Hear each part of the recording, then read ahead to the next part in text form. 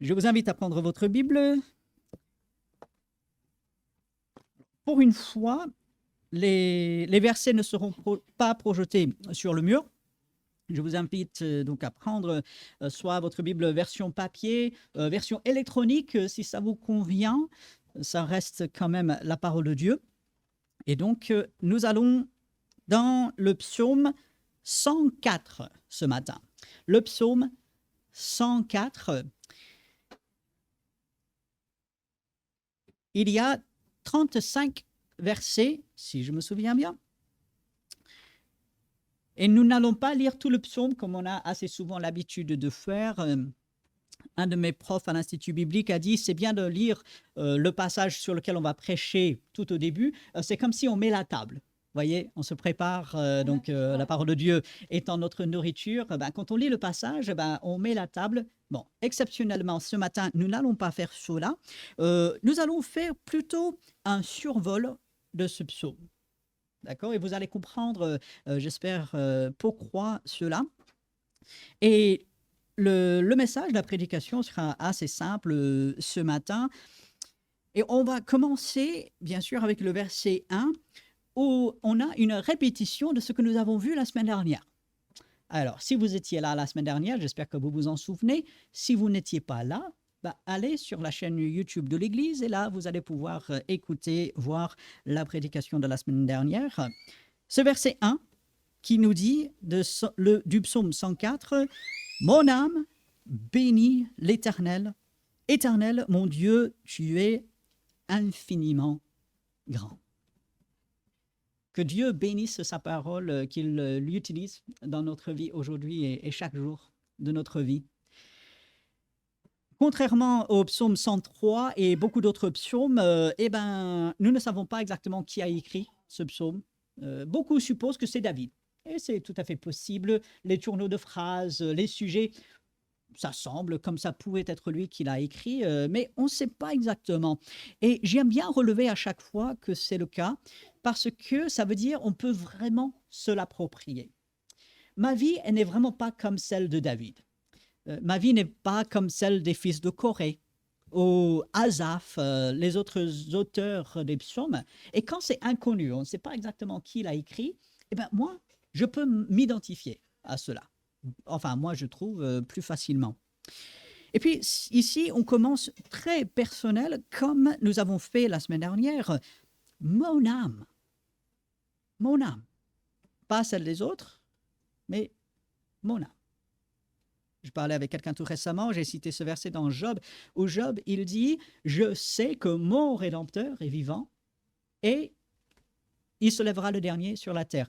Ce sont mes yeux qui le verront et non pas ceux des autres. » C'est-à-dire Job, il était convaincu que lui-même, bon, d'autres le feront, mais que lui-même, personnellement, il allait revoir son Rédempteur. Et ici, on a un peu de cette même intimité, c'est très personnel. Mon âme bénit l'Éternel. Je ne vais pas m'étendre beaucoup sur cette première phrase puisque je vous renvoie à la prédication de la semaine dernière. Le psalmiste continue, « Éternel, le Dieu de l'alliance, celui qui est fidèle, celui qui accomplit ses promesses. Mon Dieu, tu es infiniment grand. » On a tendance à oublier la grandeur de Dieu. On a tendance à rabaisser Dieu, rapetisser Dieu. On a tendance à faire grandir nos soucis, nos problèmes. Alors attention, nos soucis sont parfois très grands. Nos problèmes sont parfois très, très complexes. Nos problèmes font très mal parfois. Parfois, il y a des choses qui sont ingérables pour nous. Mais ne laissons jamais les choses par lesquelles nous passons surmonter ou prendre la place, être au-dessus de Dieu. Dieu, il est infiniment grand. C'est le Dieu que nous servons. C'est le Dieu qui est personnel. C'est le Dieu qui est là jour après jour. C'est celui qui a dit « Je suis qui suis, je suis ». Quel est mon nom? Je suis. Tout simplement, j'existe. Genèse chapitre 1, verset 1. Au commencement, Dieu. C'est ça le Dieu que nous servons. C'est ça, voilà le Dieu avec lequel nous avons une relation. Voici le Dieu avec lequel nous sommes réconciliés par Jésus-Christ. Mon Dieu, tu es infiniment grand. Tu es revêtu d'éclat et de magnificence.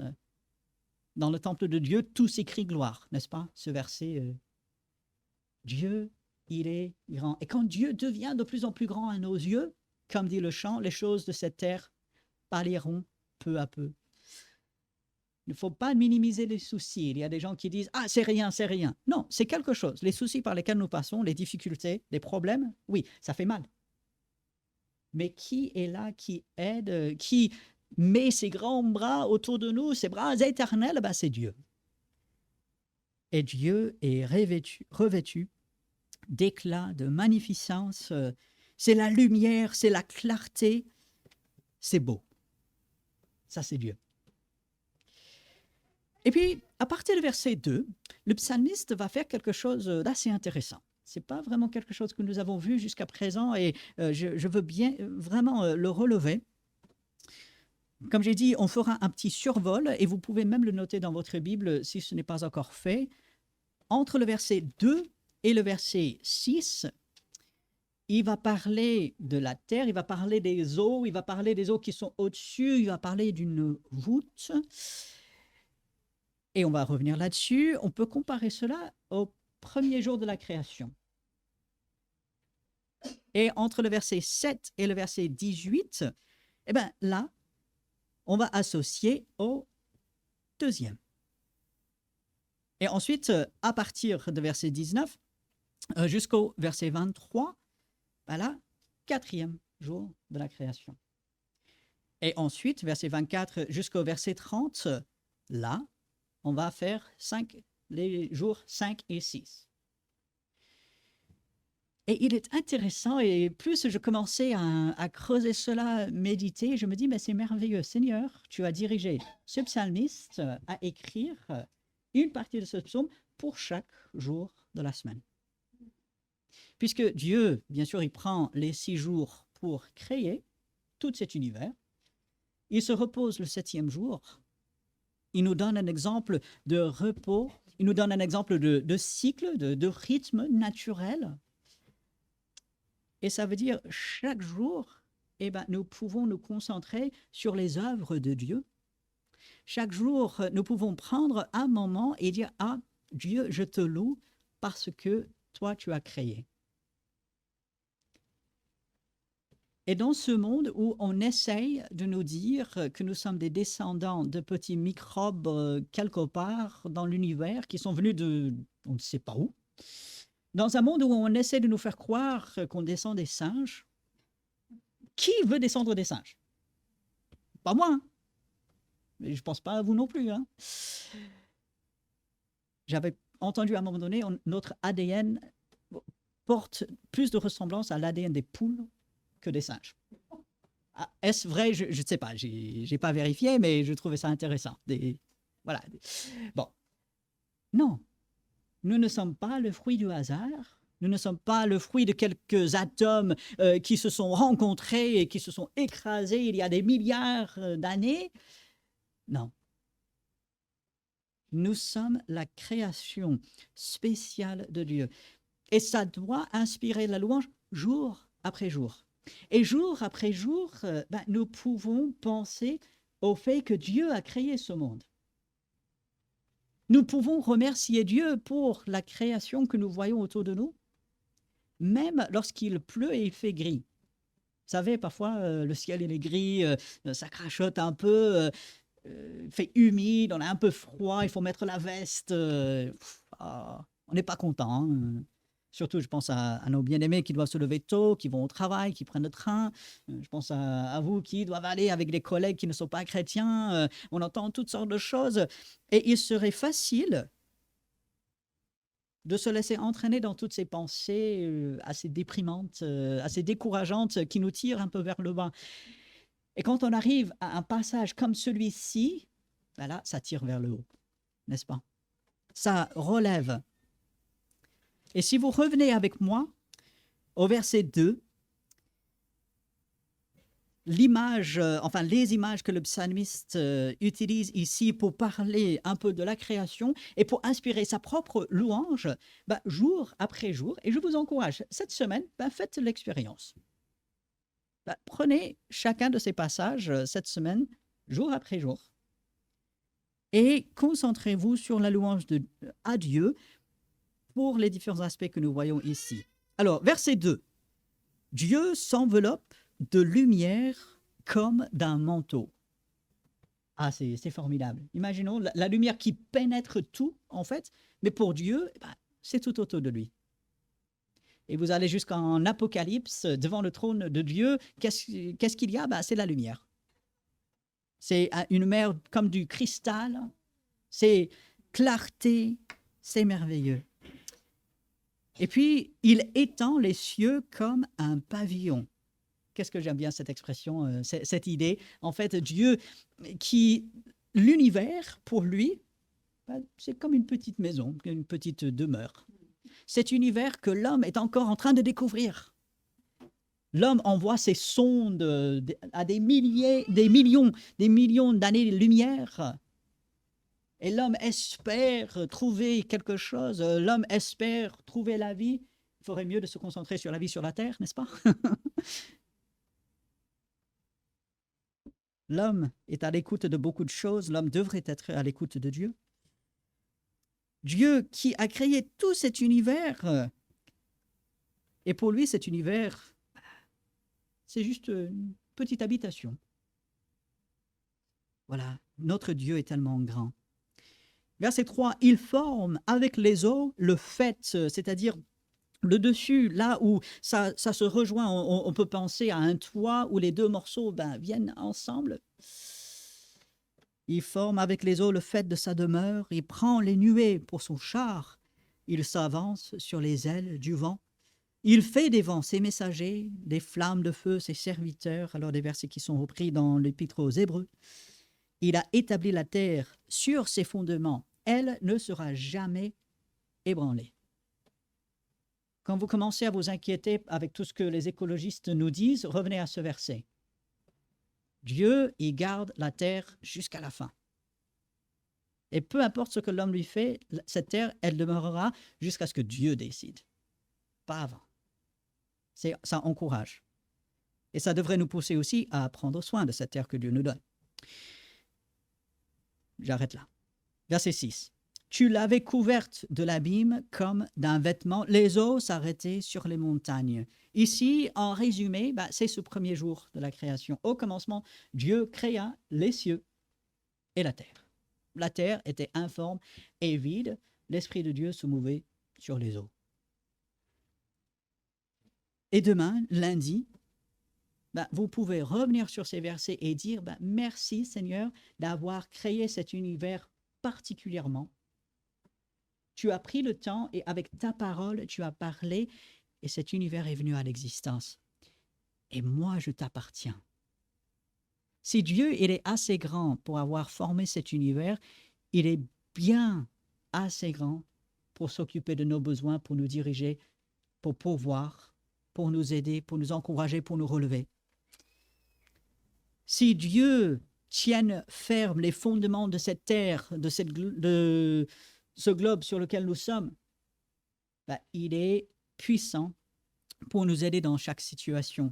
Alors demain, s'il y a des difficultés, s'il y a des choses qui vous dépassent, revenez à ces versets et dites-vous, et dites à Dieu, Dieu, tu as créé, et ainsi tu es pour moi, et tu m'aides.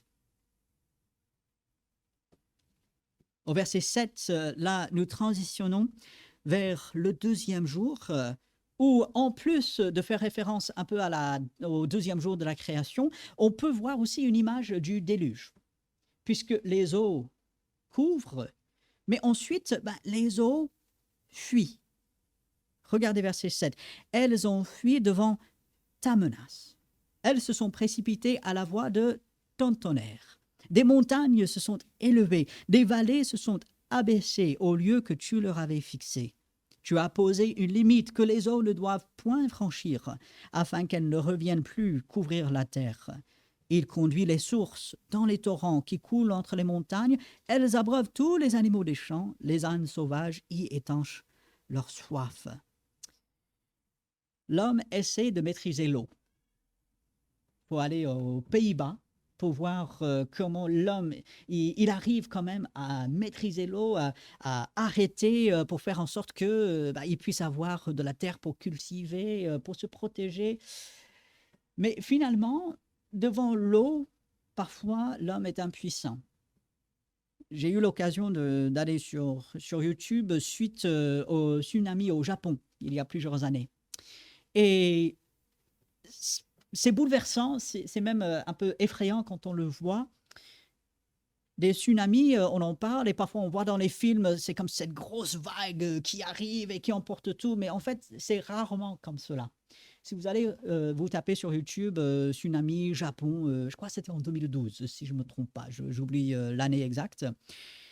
Et ce que vous allez constater, c'est que l'eau, elle arrive, mais pas d'un coup, comme ça. En fait, c'est une montée constante, presque lente, puisque c'est tellement vaste, mais c'est constante et ça emporte tout au passage. Et rien ne peut l'arrêter. Et on se dit, mais devant ça, des voitures, des maisons, tout, c'est emporté. Et l'eau, il arrive et on n'y peut rien. Il y a des choses dans notre vie qui sont parfois comme ces eaux.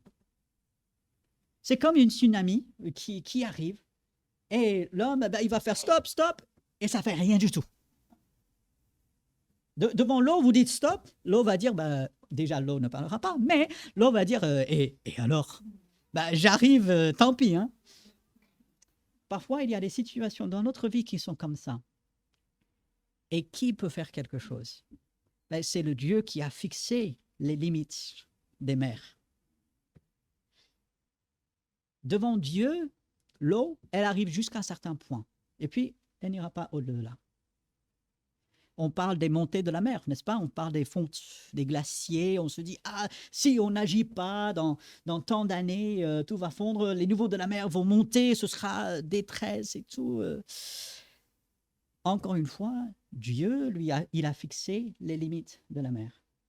Et puis, après le déluge, une fois que Dieu, il a détruit la terre par l'eau, il a dit plus jamais. Et pour donner la preuve et le rappel de cela, l'arc-en-ciel. À chaque fois que vous voyez l'arc-en-ciel dans le ciel, dites-vous, pas simplement que c'est beau, c'est beau, mais dites-vous, Dieu, il tient ses promesses. Ce Dieu fidèle, ce Dieu qui a promis de ne plus jamais détruire la terre par l'eau, il tiendra ses promesses. Et puis, bien sûr, Dieu a dit, ça viendra jusque-là, mais pas au-delà, mais c'est aussi un Dieu qui pourvoit. Verset 14, il fait germer l'herbe pour le bétail. Dieu, il prend soin des animaux. Hein. Jésus le rappelle dans Matthieu chapitre 6. Les animaux, ils ne s'inquiètent pas de ce qu'ils vont manger. Non, ils vont chasser et puis Dieu pourvoit pour eux. Combien plus Dieu le fera pour nous? Dieu prend soin des animaux et puis il prend soin des hommes également. Les plantes pour les besoins de l'homme, afin que la terre produise de la nourriture, le vin qui réjouit le cœur de l'homme et fait plus que l'huile resplendir son visage. Le pain qui soutient le cœur de l'homme. Dieu sait que nous avons des besoins physiques. Oui, on a des besoins émotionnels, des besoins spirituels, mais on a des besoins physiques, on a besoin de manger. Et Dieu le sait, et il prend soin. Chacun de nous peut témoigner, Dieu, il a pourvu jour après jour. Et jusqu'au verset 18, le psalmiste va un peu retracer ce deuxième jour. Et puis, à partir du verset 19, il va transitionner vers le troisième jour de la création. Il y a la lune qui est là, encore une fois, pas simplement pour faire beau. Alors, je crois que c'était cette semaine, il y avait, ils appellent ça une super lune, lune bleue. Bon, qu'est-ce que ça veut dire et tout? Bon, voilà, c'est pas le moment d'en parler. Mais l'homme regarde la lune L'homme y est allé, l'homme fait des aventures, l'homme regarde le ciel. Il y a la lune, mais la lune est là pour marquer le temps, marquer le passage du temps. Et d'ailleurs, si dans l'Apocalypse, il n'y a plus de lune, pourquoi? Parce qu'en fait, on n'aura plus besoin de marquer le temps. Ça se fera autrement, puisque, voilà, si vous voulez en savoir un peu plus, venez me voir après le culte, mais plus de lune parce que plus de temps à compter. C'est l'éternité. Mais aujourd'hui, Dieu, il nous donne la lune, il nous donne les étoiles, il donne même le soleil pour marquer le temps. Le soleil sait quand il doit se coucher parce que c'est Dieu qui le fait. Et Dieu le fait fidèlement depuis des milliers d'années. Et si Dieu fait cela, ne prendra-t-il pas soin de nous? Oui, il le fera. Tu emmènes les ténèbres, verset 20. Il fait nuit, c'est normal. Tous les animaux des forêts sont en mouvement. Il y a des animaux qui ne sortent que le soir. Nous, on aime bien quand on sort le soir pour promener la chienne, regarder pour les hérissons. Donc les hérissons, ça ne va pas sortir dans la journée. Hein. C'est le soir. Et donc de temps en temps, on en voit. C'est assez mignon. Mais voilà, il y a des animaux qui sont là le soir. Dieu prend soin d'eux aussi. Hein. Dieu n'est pas simplement le Dieu de la lumière du jour. Il est aussi le Dieu quand il fait sombre, quand il y a des ténèbres. Dieu prend soin même là. Et c'est Dieu qui soutient chaque animal. Verset 22, le soleil se lève, il se retire, se couche, et ces animaux se couchent dans leur tanière. Et ensuite, c'est au tour de l'homme de sortir pour se rendre à son ouvrage et à son travail jusqu'au soir. Il y a ce cycle qui est là, ce rythme de vie. N'ayez pas peur des rythmes. Bon, la routine, il faut la casser un peu de temps en temps, mais n'ayons pas peur de la routine. Dieu, c'est lui qui l'a instauré. Hein. Ce rythme, on a le travail, on a le repos, travail, repos. Et là, à partir du verset 24, on va transitionner vers la fin de cette semaine de la création. Que tes œuvres sont en grand nombre, ô Éternel. Si on devait compter tout ce que Dieu fait, parce qu'en fait, il fait tout. Et c'est ce même Dieu qui est pour nous. Il n'est pas distant quelque part, comme les dieux des Romains ou des Grecs, sur une montagne quelque part, en train de chamailler entre eux. Non, c'est un Dieu personnel, près de nous, qui s'occupe particulièrement de chacun de nos besoins. Que tes œuvres sont en grand nombre, ô Éternel, tu les as toutes faites avec sagesse. La terre est remplie de tes biens. Encore aujourd'hui, malgré tout ce que l'homme, lui, il fait, malgré le péché qui est dans le monde, la terre est remplie des biens de Dieu. Dans votre vie, vous avez des biens de Dieu. Dieu travaille pour vous. Et là, le psalmiste va se diriger vers la mer, vers tout ce qui est dans les océans, ce qui est dans l'océan, ce qui est sur l'océan également. Il y a des bateaux, il y a des navires, mais tout cela, finalement, ça vient de Dieu. Et au verset 27, tous ces animaux espèrent en toi pour que tu leur donnes la nourriture en son temps. Dieu n'oublie personne ni rien. Dieu n'est pas simplement le Dieu des humains, il ne prend pas simplement soin des humains, il prend soin des animaux terrestres, mais également il prend soin des animaux marins.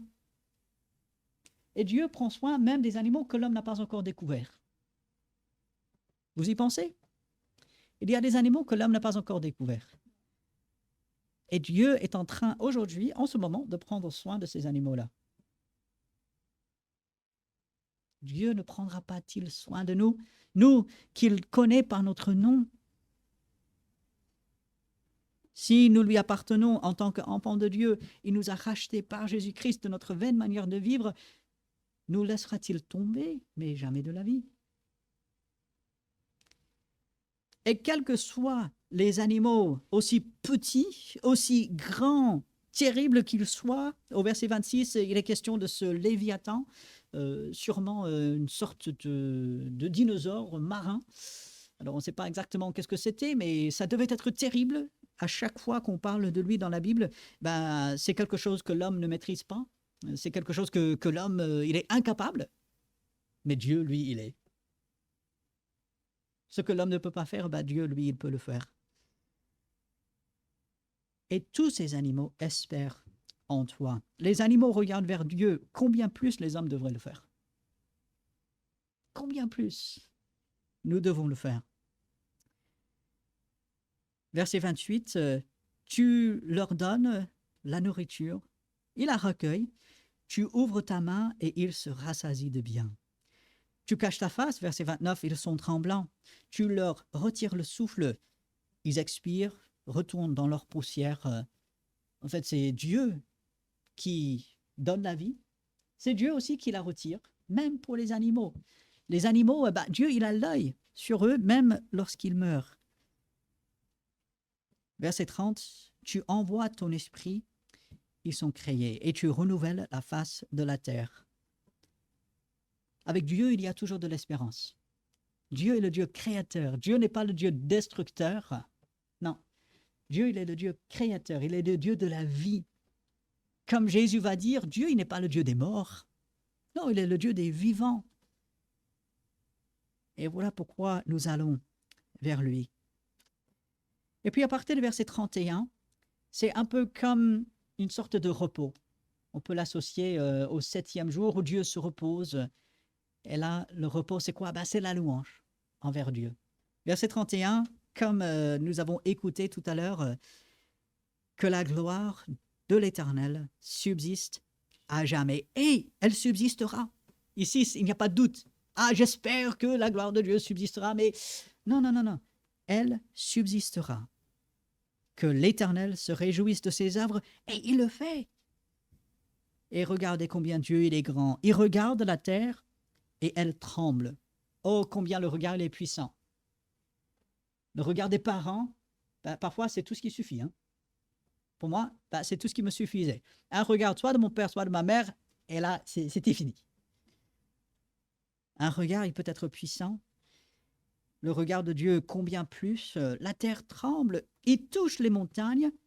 Elles sont fumantes. On peut penser un peu aux volcans. Oui, les volcans sont le processus naturel de ce qui est à l'intérieur de la terre qui jaillit, mais finalement, c'est Dieu qui veille à cela. Et finalement, dans le repos, tout ce que nous voyons ici, la création, de savoir que Dieu est grand, de savoir qu'il prend soin, de savoir qu'il dirige toutes choses, de savoir qu'il est là depuis le début, qu'il sera là jusqu'à la fin, il est fidèle. Qu'est-ce que ça doit inspirer? Verset 33. Je chanterai l'Éternel tant que je vivrai. Est-ce que vous êtes en vie aujourd'hui? Je regarde la salle et oui, chacun est encore en vie. Merci Seigneur. Je chanterai l'Éternel tant que je vivrai. Je célébrerai mon Dieu tant que j'existerai.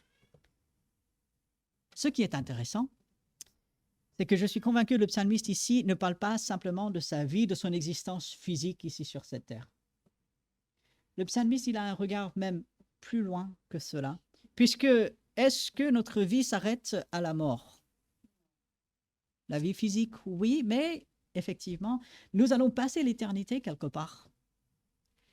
Si nous connaissons Dieu comme notre Sauveur, ce sera avec Dieu. Ce sera dans la félicité. Si nous n'avons pas encore accepté le don gratuit du salut en Jésus-Christ, notre existence pour l'éternité sera dans le jugement et dans les souffrances. Ça, c'est une réalité. C'est une triste réalité, mais c'est une réalité. La Bible le dit. Et voilà pourquoi aujourd'hui est le jour du salut. Si on n'est pas encore enfant de Dieu, c'est aujourd'hui où nous pouvons l'être. Mais finalement, notre vie, après cette vie sur la terre, elle continuera quelque part. Et finalement, quand nous serons devant le trône de Dieu, nous aussi, comme les anges, comme les 24 anciens, comme ces créatures angéliques, comme tous ceux qui sont déjà au ciel auprès de Dieu, nous allons pouvoir exalter, louer Dieu. Je chanterai l'Éternel tant que je vivrai. Combien de temps je vivrai? Je vivrai éternellement de Dieu, dans la présence de Dieu si je suis enfant de Dieu. Et ainsi je chanterai. Je célébrerai mon Dieu tant que j'existerai. Combien de temps j'existerai dans la présence de Dieu éternellement. Et ainsi, j'exalterai pendant toute l'éternité les merveilles de Dieu. Pourquoi pas commencer aujourd'hui? Pourquoi pas continuer aujourd'hui? Parce que nous louons Dieu, gloire à Dieu. Nous chantons, nous prions, nous donnons même pour la gloire de Dieu et nous pouvons continuer. Et ainsi, verset 34, que mes paroles lui soient agréables. Si nous mettions cette parole, cette phrase-là, quelque part chez nous, peut-être sur la table de salle à manger, peut-être sur le tableau de bord de la voiture, peut-être affiché quelque part au travail, que mes paroles lui soient agréables. Devant la grandeur, la majesté, devant Dieu, comment ne pas vouloir que nos paroles lui soient agréables? Comment se permettre des paroles équivoques, comme dit la Bible, des paroles de méchanceté, des paroles qui ne sont pas agréables à Dieu? Que mes paroles lui soient agréables. Je veux me réjouir en l'Éternel. Ceux qui connaissent le chant, vous avez peut-être la mélodie un peu en tête qui va avec ce verset. Que mes paroles lui soient agréables. Que ce soit notre mot d'ordre pour cette semaine. Et puis, le psalmiste termine en disant que les pécheurs disparaissent de la terre et que les méchants ne soient plus. Il est juste de dire, Dieu juge le mal. Mais que ce soit Dieu qui le fasse, pas nous. Jamais de vengeance, jamais de jugement de notre côté. Non, Dieu, occupe-toi-en. Dieu punit ceux qui sont injustes. Dieu punit ceux qui font le mal. Enlève-les même, qu'ils disparaissent. Et en fermant la boucle, en revenant au point de départ, au verset 35 à la fin, mon âme bénit l'Éternel, louez l'Éternel. On peut imaginer, quand on se lève le matin, verset 1, mon âme bénit l'Éternel. Et avant de se coucher le soir, mon âme bénit l'Éternel. Et à travers toute la journée, de penser à Dieu dans sa grandeur. Comme j'ai dit, prenez cette semaine et demain, pensez à ce premier jour de la création. Le Dieu qui parle et du néant, comme nous avons chanté, arrive l'univers. Avant, il n'y avait rien, il n'y avait que Dieu. Dieu, il parle et cet univers arrive. Et ensuite, mardi, deuxième jour de la création, concentrez-vous là-dessus. Reprenez les passages dans Genèse chapitre 1. Dieu qui crée la lumière, le soleil, les étoiles, la lune. Troisième jour, mercredi, voilà, prenez. Dieu qui va créer, qui va agir, qui va tout préparer finalement pour arriver au sixième jour. Et là, vous arrivez à samedi, vous arrivez à la fin de la semaine, peut-être une semaine difficile, fatigante, des choses incompréhensibles, des choses qu'on a du mal à gérer. Et là, vous arrivez sixième jour, Dieu crée l'homme. Dieu vous a créé. Vous n'êtes pas le fruit du hasard. Dieu a spécialement créé chacun d'entre nous. Et d'arriver à la fin de la semaine pour dire merci Seigneur de m'avoir créé, merci de m'avoir soutenu, merci de prendre soin de moi. Et puis d'arriver le dimanche, un peu ce jour de repos, en disant gloire à Dieu. Dieu, tu fais toutes tes merveilles et mon âme te bénit. Voici ce à quoi une semaine peut ressembler quand on dirige les pensées vers Dieu. Pour l'enfant de Dieu qui connaît Dieu, qui a été réconcilié avec Dieu, voici à quoi notre semaine peut ressembler. Nous ne savons pas ce que cette semaine réserve devant nous, mais Dieu le sait. Et ainsi, concentrons-nous sur lui dans chaque situation. Louons-le, exaltons-le, et nous allons voir qu'il agit pour nous et qu'il est grand. Mais comme toujours, nous avons besoin de son aide. C'est bien d'avoir une bonne volonté, c'est bien de prendre une décision aujourd'hui, de dire voilà, voici ce que je vais faire et tout, mais en fait, c'est Dieu qui le fait. Et ainsi, nous demandons son aide et nous allons prendre quelques instants pour, dans la prière, demander son aide, une prière silencieuse, prendre quelques instants pour nous remettre devant le Seigneur. Et ainsi, je prierai au bout de quelques instants de silence. Alors, devant le Seigneur, demandons son aide pendant ces quelques instants. Notre grand Dieu, nous voulons te bénir, t'exalter, te glorifier, et nous voulons que nos paroles te soient agréables jour après jour. Dirige nos pensées, dirige nos paroles, dirige tout, Seigneur. Tu es grand et tu nous soutiens par ta puissance. Merci pour cela. Nous faisons appel à ton aide pour aujourd'hui, pour demain, pour toute cette semaine qui est devant nous. Prépare toutes choses, Seigneur. Aplanis, soutiens, pourvois, nous savons que tu le feras, Seigneur. Voilà pourquoi nous faisons appel à toi. Nous sommes confiants que tu nous soutiendras et ainsi, en avance, nous te disons merci. En ton nom. Amen. J'aimerais vous laisser avec un dernier verset. C'est le tout dernier verset de Matthieu chapitre 28, verset 30. « Voici, dit Jésus, je suis avec vous tous les jours jusqu'à la fin du monde. » Le monde est encore là, ainsi Jésus l'est aussi. Il est avec nous tous les jours. Alors, allez avec sa présence, allez avec sa paix. Que Dieu bénisse chacun. Saluez-vous les uns les autres.